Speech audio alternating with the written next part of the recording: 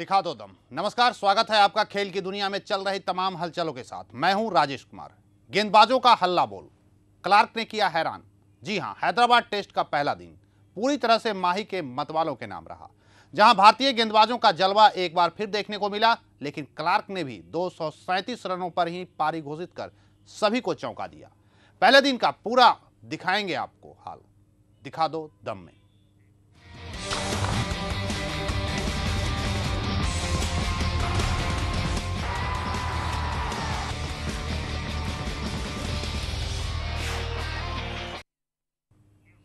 Hyderabad test का पहला दिन भारतीय गेंदबाजों के नाम रहा। ऑस्ट्रेलियाई बल्लेबाज पहली पारी में सिर्फ 237 रन ही बना सके। भारत की तरफ से भुवनेश्वर कुमार और रविंद्र जडेजा ने 3-3 विकेट चटकाए। हरभजन सिंह को 2 जबकि आर अश्विन को 1 विकेट मिला।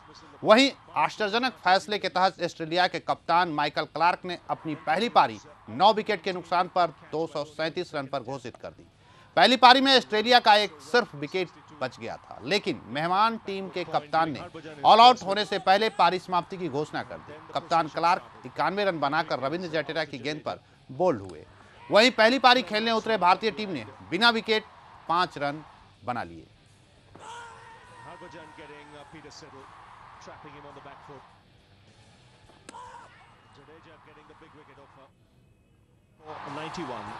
When it was all too quick first up, Warner to go, then Ed Cowan both to. चलिए अब एक नजर डाल लेते हैं पहले दिन के स्कोर कार्ड पर।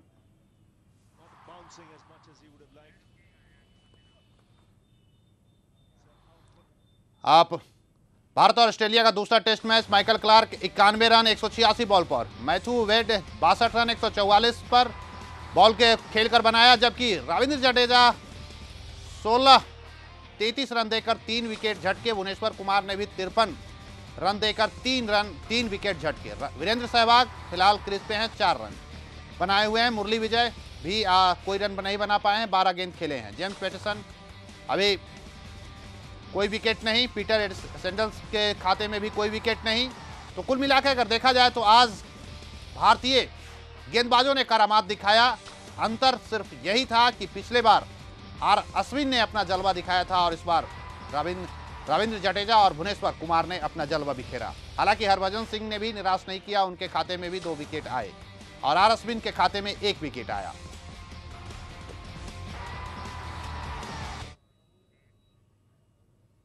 अब दिखाते हैं आपको हैदराबाद टेस्ट के पहले दिन टीम इंडिया की तरफ से किसने मचाया गेंद से गदर। भारत के तेज गेंदबाज भुवनेश्वर कुमार ने अपने दूसरे ही टेस्ट मैच में शानदार गेंदबाजी करते हुए कंगारुओं को एक के बाद एक लगातार 3 झटके देते हुए टॉप ऑर्डर को झकझोर कर रखा। नतीजा ये हुआ कि इन झटकों से कंगारू बल्लेबाज उबर नहीं पाए। भुवनेश्वर का पहला शिकार बाएं हाथ के धाकड़ बल्लेबाज डेविड वार्नर थे, जिन्हें भुवनेश्वर ने किया क्लीन। भुवनेश्वर का अगला शिकार बने कोवेन और पीट वाटसन ने, और वाटसन के विकेट लेकर भुवनेश्वर ने ऑस्ट्रेलियाई टीम की बाट लगा दी। It's a little inside edge on there, I thought, as it walked into leg stump. Getting that ball just to move back off the seam, catching Ed Cowan plumb in front. Excellent delivery once again. Did it pitch outside the leg stump? I suppose that's the only issue. Probably marginal call, but.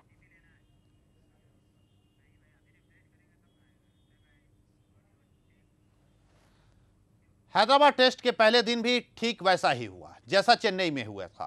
Toss के मामले में जहां माही unlucky रहे तो गेंदबाजों ने कंगारुओं के नाम नाक में दम कर दिया, और इसके बाद तो दिन का खेल खत्म होने के कुछ ही देर पहले कंगारू कप्तान क्लार्क ने सभी को चौंका दिया। देखिए पूरे दिन का हाल बस 3 मिनट में।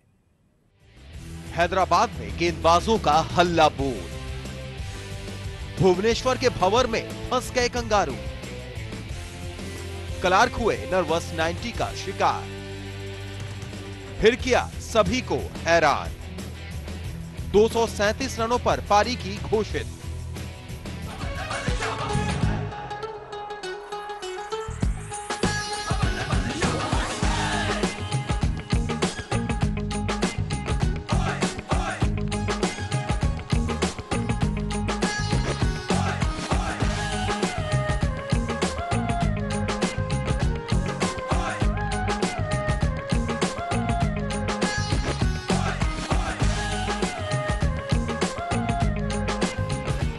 हैदराबाद के उप्पल मैदान में भी भारत के लिए पहला दिन ठीक वैसा ही रहा जैसा चेन्नई में हुआ था।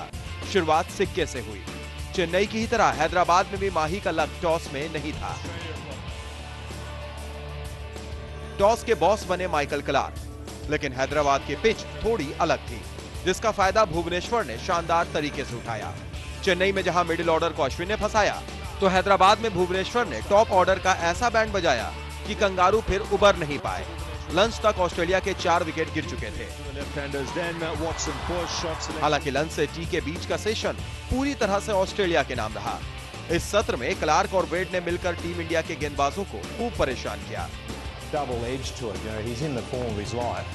हालांकि भारतीय फील्डर्स एक बार फिर कुछ हाफ चांसेस को कैच में कन्वर्ट नहीं कर पाए।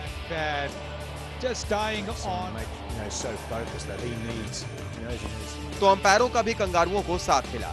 नतीजा ये हुआ कि क्लार्क और वेड ने मिलकर 5वें विकेट के लिए शतकीय साझेदारी निभा दी और कंगारुओं को मैच में वापस ला खड़ा किया। लेकिन अंतिम सेशन में एक बार फिर भारतीय गेंदबाजों ने वापसी की। खतरनाक वेड को भज्जी ने सबसे पहले अपना शिकार बनाकर इस साझेदारी को तोड़ डाला। वेड ने 62 रनों की पारी खेली। वेड के आउट होते ही कंगारुओं का पैनिक बटन दब चुका था। एक के बाद एक विकेट गिरते गए। हालांकि क्लार्क एक छोर से डटे रहे और लग रहा था कि सीरीज में दूसरा शतक ठोक डालेंगे, लेकिन जाडेजा की इस गेंद को स्लॉग स्वीप करने के चक्कर में क्लार्क का स्टंप्स बिखर गया और कंगारुओं को लग गया 9वां झटका। इसी के बाद क्लार्क ने पारी की घोषणा कर डाली, जिसने भारतीय खिलाड़ियों के साथ साथ कंगारू बल्लेबाजों की अंतिम जोड़ी को भी हैरानी में डाल दिया। क्लार्क ने शायद ये सोचकर फैसला किया था कि बचे हुए 3 ओवरों में दिन का खेल खत्म होने तक भारत को कोई झटका दिया जाए। हालांकि ऐसा हो ना सका और हैदराबाद टेस्ट के पहले दिन के 3 सेशन में से 2 भारत के नाम गए। Syed Hussain, sports desk, Aryan News. गेंद से कैसे भुवनेश्वर ने गदर मचाया ये तो हमने दिखा दिया। अब दिखाते हैं आपको पहले दिन के कुछ मिस्ड चांसेस और कुछ ऐसे डिसीजन जो अगर भारत के पक्ष में गए होते तो शायद हैदराबाद टेस्ट के पहले दिन टीम इंडिया और भी बेहतरीन स्थिति में होती। माइकल क्लार्क के खिलाफ निशान की एक एलबीडब्ल्यू की अपील तो बिल्कुल पलम दिखाई दे रही थी, लेकिन एम्पायर की उंगली नहीं उठी। Tough fun. Well, I tell you what, when the batsmen are struggling, not middling the ball, everybody wants to be there. But when they are batting well, 50-51, I think he's made the correct decision in the end. Gee, I think that's really close. He would have been nervous there, Michael Clark, guaranteed. Just not much in it. Be very surprised if it's actually going to.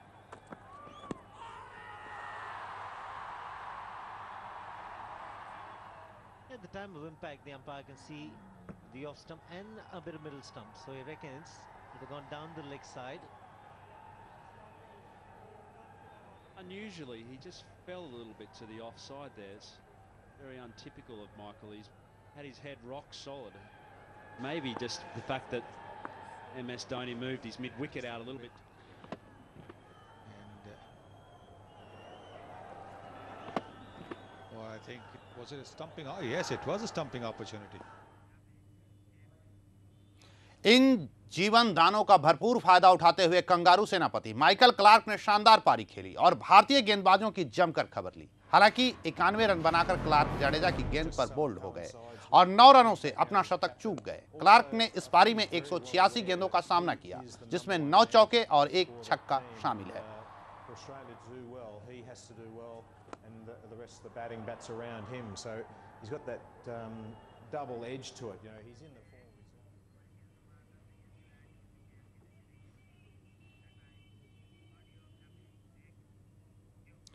और आज दिन भर का खेल कैसा रहा और क्या क्या हुआ इस खेल में, जानने के लिए हमारे सहयोगी सैयद हुसैन हमारे साथ न्यूज रूम से जुड़ चुके हैं। सैयद, आपसे जानना चाहेंगे, पूरी देश और पूरी दुनिया जिसकी भी निगाहें आज क्रिकेट पर थी हैदराबाद के ग्राउंड पे, लोग यही जानना चाह रहे थे कि जिस तरह से डिक्लेयर किया गया ऑस्ट्रेलिया के तरफ से, 1 विकेट हाथ में रहते हुए पहले ही क्लार्क ने डिक्लेयर कर दिया, क्या वजह था इसके पीछे, क्या मंशा रही होगी ऑस्ट्रेलियाई कप्तान की? बिल्कुल राजेश, एक हैरानी बड़ा फैसला था पूरे तरीके से। अगर देखा जाए भारतीय फैंस भी हैरान है, और यहाँ तक कि आपने उस वक्त ध्यान दिया होगा जिस वक्त कंगारू कप्तान माइकल क्लार्क ने घोषणा की, पारी की घोषणा की, तो जो दो अंतिम जोड़ी कंगारू बल्लेबाजों के मैदान पर थी वो भी 1 सेकंड के लिए हैरान रह गए कि आखिर क्यों ये डिक्लेयर किया गया। क्योंकि 237 पर 9, दिन का खेल खत्म होने में उस वक्त 3-4 ओवर बाकी थे, तो निश्चित तौर पर ऐसा लग रहा था कि शायद ऑस्ट्रेलिया अभी बल्लेबाजी करेगा। और नियमानुसार अगर देखें राजेश, तो 1 विकेट यानी 9 विकेट अगर गिर जाती है तो आधा घंटा खेल बढ़ाया जा सकता है। आधा घंटा खेल बढ़ता है और उसमें फिर ये कोशिश होती है कि पारी को समाप्त किया जाए और फिर दिन का खेल खत्म किया जाए। यानी आधा घंटा और खेल हो सकता था उसके बाद भी। और उस आधे घंटे में अगर आप देखें तो शायद कौन जानता है कि अंतिम विकेट की जोड़ी 50 रन जोड़ दी होती, क्योंकि आपको याद होगा चेन्नई टेस्ट में भुवनेश्वर कुमार और महेंद्र सिंह धोनी ने मिलकर 9वें विकेट के लिए शतकीय साझेदारी निभाई थी, और फिर भुवनेश्वर और ईशांत शर्मा की अंतिम जोड़ी ने भी 40-45 रन की साझेदारी निभा दी थी। तो एक छोटे स्कोर में अगर आप देखें तो ये साझेदारी काफी मायने रखती है। ऑस्ट्रेलिया के लिए एक कह सकते हैं कि चूक है जिस पर एक जरूर सवाल खड़े होंगे। प्रेस कॉन्फ्रेंस में कई सवाल पूछे जा सकते हैं माइकल क्लार्क से कि आखिर आपने 237 पर 9 पर डिक्लेयर क्यों दिया। हालांकि क्लार्क की अगर बात करें तो इसके पीछे क्लार्क की एक ही मंशा थी। क्लार्क की मंशा यह थी कि जो दिन का खेल बचा हुआ है, कुछ 3-4 ओवर भी बचे हुए हैं, उसमें भारतीय टीम को बल्लेबाजी कराई जाए। वीरेंद्र सहवाग और मुरली विजय दोनों फॉर्म में नहीं है, दोनों आउट ऑफ फॉर्म चल रहे हैं, दोनों पर एक भारी दबाव है कि उन्हें इस हैदराबाद में अच्छी बल्लेबाजी करनी है, वरना जो इसके बाद 2 मैचों की टीम चुनी जानी है वहां पर हो सकता है इन दोनों में फेरबदल भी किया जाए। इसलिए इन दोनों पर दबाव था और निश्चित तौर पर क्लार्क चाहते थे कि यहां पर 3-4 ओवरों में 1 विकेट हासिल कर ली जाए, भारतीय टीम पर दबाव बनाया जाए।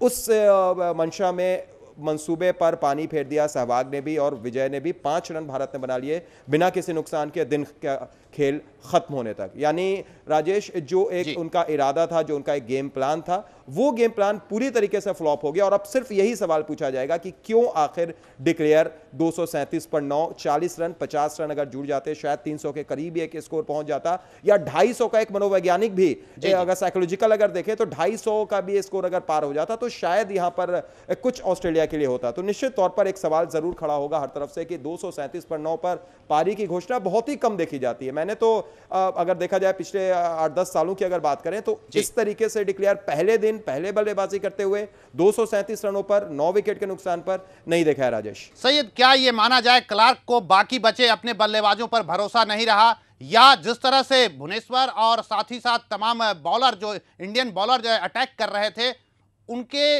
इस लगातार अटैक की वजह से, लगातार विकेट गिरने की वजह से भयभीत हो गए थे क्लार्क?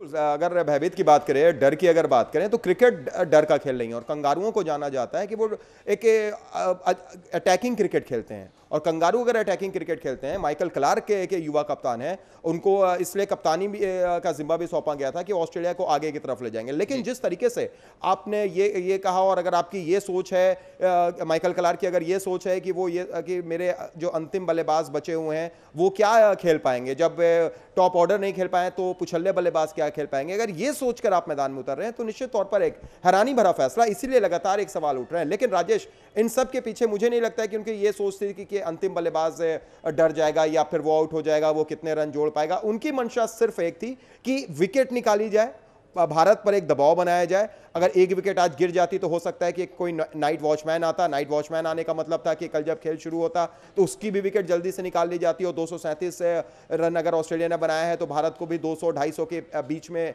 रोका जाए। ये रणनीति रही होगी और निश्चित तौर पर इस रणनीति में कामयाब नहीं हो पाए माइकल क्लार्क। सैयद, तो अब ऐसे स्थिति में कल का जब मैच शुरू होगा तो भारतीय टीम के लिए एक बेहतर मौका है बेहतर प्रदर्शन करने का। पूरे तरीके से पहला दिन अगर देखें तो 3 सेशन होते हैं। 3 सेशन में 2 सेशन टीम इंडिया के नाम रहा। लंच से पहले 4 विकेट, अंतिम सेशन में शानदार गेंदबाजी, 5 विकेट हासिल किए। हाँ, लंच से लेकर टी तक का जो सेशन था वो भारत के साथ नहीं गया, इसलिए पहला दिन पूरी तरीके से टीम इंडिया के फेवर में। 237 रन का स्कोर ऑस्ट्रेलिया ने बनाया, 5 रन भारत ने बना लिए हैं, 232 रन पीछे है। और अब जब दूसरा दिन शुरू होगा तो जिस तरीके से पिच क्यूरेटर भी इस पिच के बारे में बता रहे हैं कि पहले 2 दिन ये पिच बल्लेबाजों के मुफीद होगी, थोड़ी बहुत तेज गेंदबाजों को मदद भी रहेगी। तो यहां पर अब अगर रणनीति की बात की जाए राजेश, तो दूसरे दिन टीम इंडिया को पहला घंटा एक सावधानी के साथ खेलना पड़ेगा, क्योंकि पहले घंटे जब पिच में थोड़ी नमी रहेगी, कवर्स हटाए जाएंगे, उसके बाद भारतीय टीम बल्लेबाजी करने के लिए आएगी, नमी रहेगी, सुबह का वातावरण रहेगा, गेंद नई है, सबसे पहले बड़ी चीज हमें यह भी नजर रखना होगा, नई गेंद है, सिर्फ 3 ओवर पुरानी गेंद है ऑस्ट्रेलिया के पास। उनके पास पैटिंसन जैसे गेंदबाज हैं, उनके पास सिडल जैसे गेंदबाज हैं, और भारतीय टीम के टॉप ऑर्डर, खास तौर से सलामी बल्लेबाजों की अगर बात करें, वो फॉर्म में नहीं है। यह सबसे बड़ी बात, वो फॉर्म में नहीं है, ना सहवाग फॉर्म में है, ना ही मुरली विजय फॉर्म में है, दोनों पर भारी दबाव है। तो दूसरे दिन की शुरुआत में इन दोनों को सिर्फ सावधानी के साथ बल्लेबाजी करनी पड़ेगी। अगर पहला घंटा निकाल लेते हैं, यानी अगर लंच तक अगर लगभग भारत एक विकेट के नुकसान पर लंच करने जाता है, तो निश्चित तौर पर इस मैच में पूरे तरीके से पकड़ भारतीय टीम की मजबूत हो जाएगी। लेकिन अगर उसी पहले घंटे में भारत के 2-3 विकेट गिर जाते हैं राजेश, तो यह मैच वाइड ओपन हो जाएगा। इसलिए पहला घंटा काफी अहम होगा राजेश। बिल्कुल, और आज जिस तरह से सैयद भुवनेश्वर कुमार और रविंद्र जडेजा ने बॉलिंग की, खासकर भुवनेश्वर कुमार की बॉलिंग की तारीफ करनी होगी। जिस तरह से लेग इन कर रही थी, बॉल अंदर की ओर आ रही थी, और निश्चित रूप से उनके बॉल में बड़ा ही धार और बड़ा ही तेज रफ्तार देखने को मिल रहा था। बिल्कुल राजेश, भुवनेश्वर कुमार ने जबरदस्त पलटवार किया है, क्योंकि आपको याद होगा चेन्नई में, हालांकि चेन्नई की जो पिच थी वो तेज गेंदबाजों के माकूल पिच नहीं थी, लेकिन फिर भी भुवनेश्वर कुमार से धोनी ने अपना भरोसा खो दिया था। आपको याद होगा दूसरी पारी में धोनी ने उन्हें गेंदबाजी तक नहीं दी थी, गेंदबाजी आक्रमण पर भी नहीं लगाया था। उन्हें ऐसा लग रहा था कि शायद इस पिच पर भुवनेश्वर कुमार फायदेमंद साबित नहीं होंगे, लेकिन दाद देनी होगी धोनी की कप्तानी की भी। एक भरोसा भुवनेश्वर पर दूसरे टेस्ट में भी जताया, एक युवा थे, उनको बैक किया।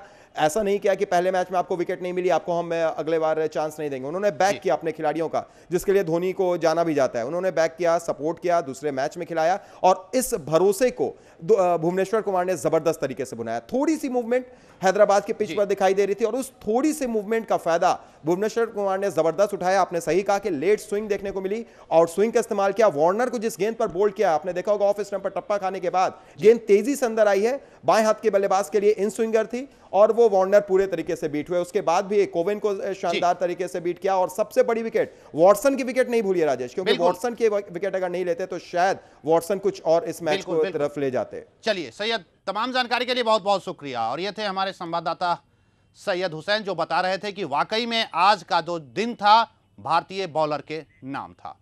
और मैदान जंग में अभी और भी खेल से जुड़ी हुई तमाम खबरें आपको दिखाएंगे, लेकिन उससे पहले लेते हैं एक छोटा सा ब्रेक।